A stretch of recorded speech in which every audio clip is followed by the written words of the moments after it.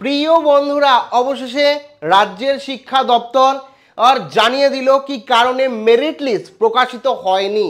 একই সাথে পরবর্তীকালে কি নিয়মে মেরিট লিস্ট প্রকাশিত হতে চলেছে, জয়েন্টের রেজাল্টের ডেট কবে, একই সাথে তোমাদের যে অন্যান্য যে প্রবেশিকার পরীক্ষা রয়েছে, মেডিকেল সায়েন্সের যে কাউন্সিলিং রয়েছে, সেগুলো কবে হবে তা নিয়ে কি সিদ্ধান্ত ও রাজ্যের শিক্ষা দপ্তরের সমস্তটা A to Z এই মুহূর্তের তথ্য অনুযায়ী বিস্তারিত এক্সপ্লেন করব। কাজে ভিডিওটি প্রথম থেকে শুরু করে শেষ পর্যন্ত ওয়াচ করো।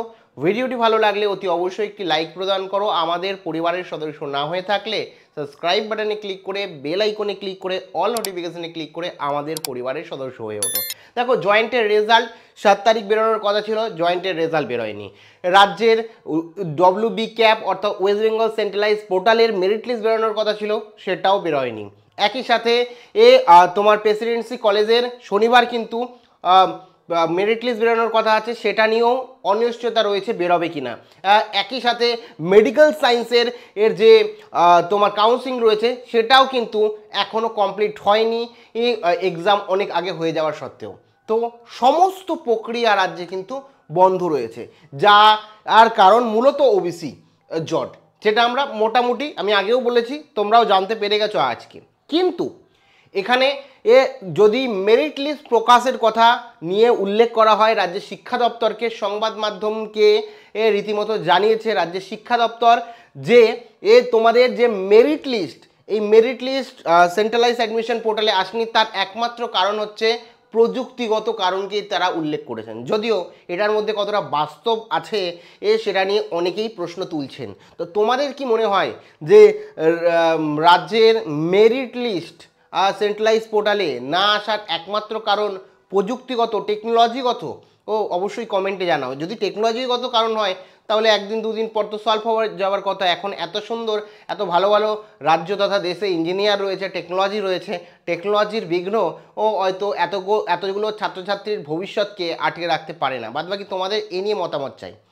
তো এটা রাজ্যের শিক্ষা দপ্তর জানিয়েছে যে টেকনিক্যাল প্রবলেম কলেজে ভর্তির মেরিট লিস্টের জন্য। তো এখন যদি কথা আসি যে জয়েন্টের রেজাল্ট এবং অন্যান্য যে প্রবেশিকা পরীক্ষার কথা বললাম বা কাউন্সিলিং বললাম মেডিকেল সায়েন্সের, তো সেগুলো যে আটকে রয়েছে সেটা কিন্তু ডাইরেক্টলি ওবিসি জটের কারণে আমরা জানি, যেটা রীতিমতো হয়েছে।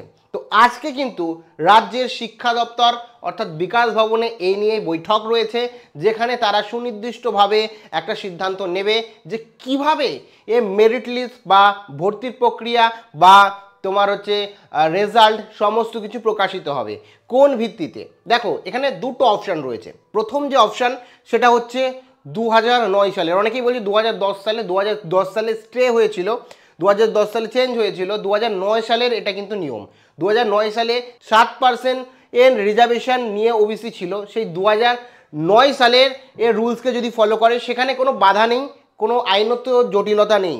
সেটা যদি অ্যাডাপ্ট করে নেয় রাজ্য সরকার, আর তাহলে আর কোনো রকম বাধা নেই। কালকেই তোমাদের মেরিট লিস্ট বেরোবে, কালকেই বোর্ড থেকে তোমাদের রেজাল্ট বেরিয়ে যাবে WBJEর, এবং প্রবেশিকা কাউন্সিলিং, কোনো জায়গায় কোনো বাধা থাকবে না। 2009 সালের যে রুল ছিল ওবিসি নিয়ে 7% রিজার্ভেশন, সেটাকে যদি রাজ্য সরকার অ্যাডাপ্ট করে। আর দ্বিতীয় অপশন রয়েছে রাজ্য সরকারের কাছে, সুপ্রিম কোর্টের দ্বারস্থ হওয়া, SLP কিংবা রিট পিটিশন দায়ের করা।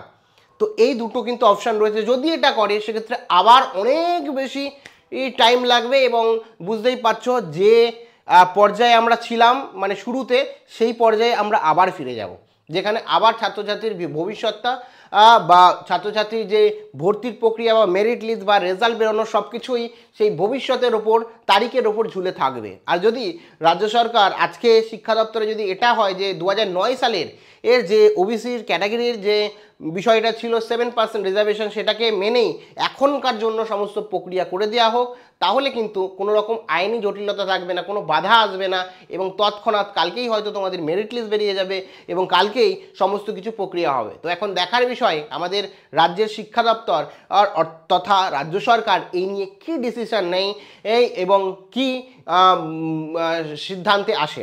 তোমাদের কি মনে হয় কোন সিদ্ধান্তটি নেওয়া ছাত্র দরদি হয়ে নেওয়া উচিত বা ছাত্রদের হেতে সিদ্ধান্ত নেওয়া উচিত? অবশ্যই কমেন্ট সেকশানে কমেন্টস করে তোমরা জানিও। আর বাদবাকি অফিসিয়ালভাবে অ্যানাউন্সমেন্ট হলে, সিদ্ধান্ত হলে, যখন তারা সিদ্ধান্ত সংবাদ মাধ্যমকে বা প্রকাশ্যে জানাবে, তখন তোমাদের অবশ্যই বিস্তারিত ভিডিওতে জানিয়ে দেবো।